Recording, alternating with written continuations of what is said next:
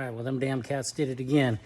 I've done that one duct, if you guys remember a video a while ago. Well, started smelling like cat piss again, and I knew. Climbed underneath there, and it's the craziest thing. Wait till you look at it here in a second. I mean, just check that out. Check out, I must have a pterodactyl living under the house. I mean, look at this right here. Whoosh, whoosh. Like they just sliced it, man. It's like they were pissed off. Something happened. They just ripped that thing down. Look at that. And them cats, no joke. Can't even believe the way they tore it up. Looked like a damn pterodactyl. So now I got to get back up in there and get that duct fixed. This time I'm going to go ahead and just try to patch it for now instead of replacing the whole thing. So here's my theory. I'm going to take some of the other duct piece that I have left over. I'm going to run these couplers. So I'm going to have to do two, unfortunately, one on each side. I'm going to create some weight, but if I can just get them back together, making them operational. That last one was a pain in the butt, and I don't really feel like trying to rip them all out again.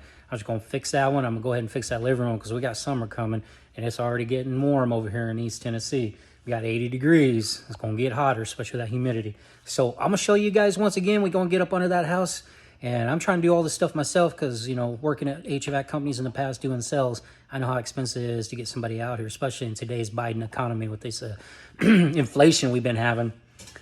Hell, how much I paid, like $12 for one of these little freaking pieces of things. Imagine they would have charged me $30 or $40 from the HVAC contractor. So I'm always trying to save money. If you haven't noticed, trying to do things myself, trying to learn, trying to do these things. Check it out. It's on my body because I'm going to be underneath there. I got that on. I got this light working. That thing, however it works, where it went. Anyway, it works, I promise you. There you go. Woo, that gets bright. Anyway, get off there. Then, of course, I'm going to put on the little jumpsuit and the long sleeve shirt. And here we go. Cat piss. And there's like 4 dead squirrels under there. And, you know, them cats, man. I think some of these cats going to be going to the train station. Those of you know what I mean. Well, drop them off. Like, you know, actually drop them off. Nah, can't do that. Anyway, joking. But here we go. Here we go, guys. We're going in here. Nice and dark under there. Yeah, baby, here we go. Luckily, it's just on the other side of that duct right there. So I belly crawl under and boom, that's where this one is. But the other one, I gotta go all the way to the end of the house, get under where I can climb, drag all that crap and come back up and fix that one way over there. Man, this is gonna suck. What a shitty, or shall I say, pissy way to start. I'm using one of the old ducts sections, and I just cut through it. And I got to cut the wires on it so I can use a section of this 3 feet or so. But here's the problem. As soon as I touch this damn thing, I didn't have my gloves on. Freaking cat piss. Now my hand's going to smell like cat piss. Problem with cats getting under your house. See all that wetness, man? And then over in that corner, there's just piles and piles of cat poop and piss. And then when you get a duct that gets a hole in it, and then your house smells like that damn shit. I got to cut off. I thought I had all the holes covered. You'll see the new one I found. But look at that. It's so disgusting. Freaking cats, man. I'm telling you. Once I cut it off, like I said, I'm going to use this. I'm going to put this in here. I'm going to use that handy dandy spray stuff I have.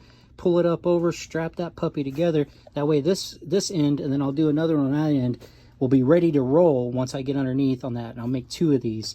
And hopefully I got them the right length. But they'll be together. And then when I get under there, I can hopefully hold them up. And then I'll use the strappers, the old metal straps. Remember those hanger straps? Screw those puppies up there. There's some leftover screws I had, and that'll hold that up because of that weight. So that's what we're going to do. We're going to slide that in there, spray that with some of that glue. Got that handy dandy glue. Had that handy dandy glue. There it is, right here in the bottom of my bag. Some of that good old multi-purpose glue. Probably could do this a lot better. True HVAC technician would be like, man, you should be using that sticky putty or that putty crap they put on.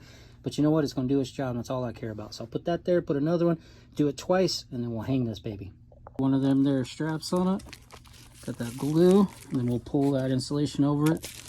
And I'm going to wrap that thingy with some duct tape too. Cut this off and go to town. There's my good enough for government work duct tape job. And put some of that 3M silver stuff on there just to make it look official.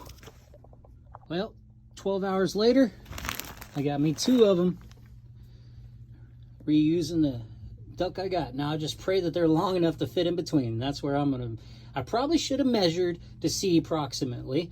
I'll probably have some slack, hopefully. And I'll just have to strap it up. But again, I am not an HVAC guy. I'm just learning to do all my own crap. Man, I'm telling y'all, look at that. They did scratching and clawing. They had this tore back. Luckily, it's metal ducts.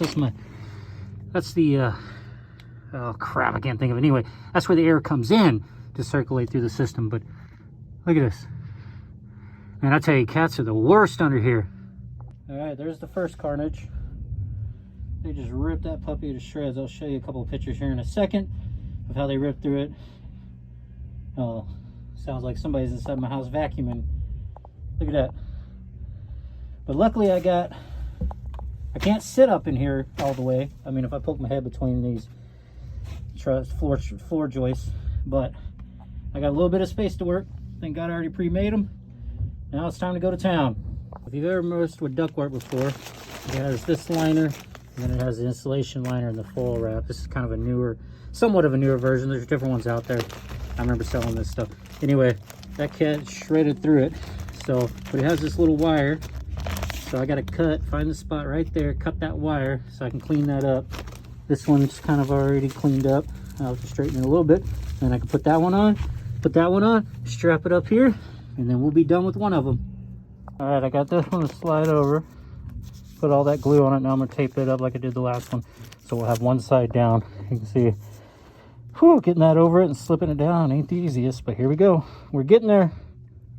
On a side note, the next time I remember to come in here, bring more duct tape, because I use a lot of duct tape. But she's together. Now I just pull the wrapping, and I'll strap that puppy. All right, there we go. She is patched. Where I come from, hey, look like a body bag. Black and then silver, but where I come from, that's good enough for government work. Right there. You can only imagine, hey, if you're an HVAC guy, what would you charge to put a brand new duct in? I'd say that's probably about 20, more like 16, 18 feet, size 6. Because I just did it for 30 bucks, I think, something like that. Well, that's one down, 3 to go. Go ahead and use some of this handy dandy. Oh shoot, got it unraveled. I'll be darned. Anyway, these didn't cut through it very good. This stuff ain't no joke. But I strapped it right there. So there's where my repair. Now it's strapped up. I still got to do this end. And then I'll strap another one here once I repair it. Get it up off the ground. But it looks like we're going to have enough. So at least I can get one of these bad boys done. All right, y'all. All right. Here we go. Strapped. Fixed. Strapped, fixed. A little pregnant bubble right there. I was just a hair too long. I probably put a strap over there is probably what I'll do. And maybe the cats won't jump up there. But I got a little story I want to tell you guys. I'll do the last one without video, and I just wanted you to see this one. Well, guys, thank you for tuning in for fixing your house while broke or trying to save money in today's inflation and economy. But a quick story to end this. I used to do some consulting work for a plumbing HVAC company a few years back over in California. And there were some great guys that I ended up working with. We did some amazing things. They did some amazing things. I just gave them some tools and techniques in sales and customer service, of course, because that's what I do. This stuff right here, this was never me. But I got to tell you, when you're out there, there's one guy, Corky, when you're out there getting a whiff of some really stinky-ass sewage, you know, in the plumbing, some of the stuff they have to do, you know, some of them clogged up toilets, some bad ones. Got the ladies that like to drop them tampons and keep flushing them, especially at them commercial buildings or at those buildings. I think if Corky's listening, he remembers that day. He was teasing me about it. But you get in there, and I watch these guys get dirty. And then Bill was one of my favorite guys. We rode together, spent time together a lot, checking out stuff, watching, you know, what he was doing. Martin was another great one that I spent a lot of time with as well. We would just find these issues and these problems, man. And these guys, dude, they just get in there and get it done. They knew what they were doing.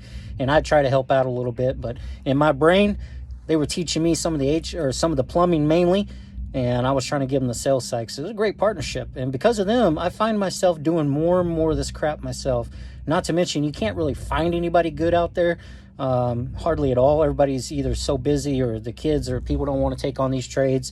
And to bring a guy over here to fix one duct or fix 2 ducts, they're going to charge an arm and a leg. And so anyway, I give kudos out to those guys. That time I spent with them, almost 2 years, whatever it was, it still resonates. It gets me to want to tackle these projects, even if I'm half-assing them or whatever you want to call it. I'm not doing them super professional. They work. And that last duct I actually put the duct in. I didn't paste it. I wanted to see if I could fix this one. And I got to be honest with you, I think I did a halfway decent job. Enough that this puppy's going to work. Besides, they're 25 years old now. I know eventually here we're going to need new HVAC, and they're probably going to have to replace them. But anyway, yeah, good times, guys. Thanks for tuning in. And this was another episode of getting shit done when you're broke. Oh, yeah, one last thing. You slice your finger, don't set it in cat piss. Freaking burns. And the other thing, when you're gathering up all your crap, like I did with my bag, I forgot my damn knee pads. Oh, you can see them. There they are. Look at that. Woo, made by Amp. Amp, I want some sponsorship. I should have been wearing these damn things. When you're crawling out of these houses, there's rock and all kinds of stuff under here. It hurt like hell. But, knee pads. Don't put your hand in cat piss. I'll show y'all guys, this is the other one. Real quick. I got one side on, but see the length? That tight spot I'm in? Whew, it's gonna be fun. Alright, finally got it up. Except this was a 7 going to a 6, but it works. Tight squeeze, but they are fit, and air should flow through it again. So we'll have air in the living room and air in our dining room. That's all she wrote. I don't know if any of you have ever done it before. This one's not a bad crawl space necessarily. I can marine crawl underneath some of that piping. But what sucks, you can see this wetness. It is everywhere. There's cat piss all on this plastic. I just looked down with the light. The shadow's causing it. You see that? Right there. You see all that freaking wetness? Yeah, that's cat piss. I've been crawling through it this whole time. I'm covered in it. So it takes a lot to be willing to climb under spaces like this and get in here with cat piss and dog shit or cat poop and all this nastiness. So you guys better respect your HVAC technicians, man, when they got to come out and climb underneath your roof for you, just so you can have AC. Woo! But it is nice and quiet under here, except when people are upstairs vacuuming and moving around. But yeah, there's cat piss everywhere. Too bad you couldn't smell it through the video. Yeah, nasty wetness. Freaking cat pee. Especially in these corners. That's dried up cat pee, turds. And look, I said mine like to eat squirrels. Look at that. Squirrel tail. Squirrel tail. It's like 4 or 5 of them I found. And like I said, over in the corners, you can see it right there. There's piles of poop in them corners. They've been scratching at this stuff. Get rid of your cats out from underneath your house, man.